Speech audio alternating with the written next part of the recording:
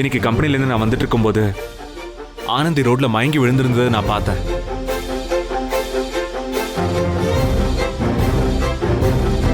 அவளை உடனே ஹாஸ்பிட்டலுக்கு கொண்டு போய் நான் தான் சேர்த்தேன். டாக்டர் என்ன சொன்னாங்க தெரியுமா? ஹெல்தியான ஃபுட் எதுவுமே அவ சாப்பிடுறது இல்லையா, அதனாலதான் அவ வீக்கா இருக்கான்னு சொன்னாங்க.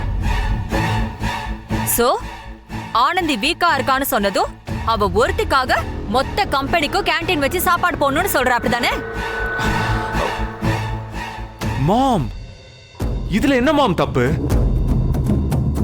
எத்தனை பேர் நம்ம கம்பெனிக்காக வேலை பார்க்க வராங்க, அவங்களுக்கு நல்ல சாப்பாடு கொடுக்கணுங்கிறதுல என்ன தப்பு இருக்கு? நல்ல விஷயம் தானே. இங்க பாரு மகேஷ், இத முன்னாடியே நீ எல்லாருக்காவும் கேட்டிருந்தீனா பரவாயில்ல. ஆனந்தி வீக்கா இருக்கான்னு டாக்டர் சொன்னதும் நீ இங்க வந்து கேக்குற பாத்தியா, அதுதான்டா தப்பா தெரியுது.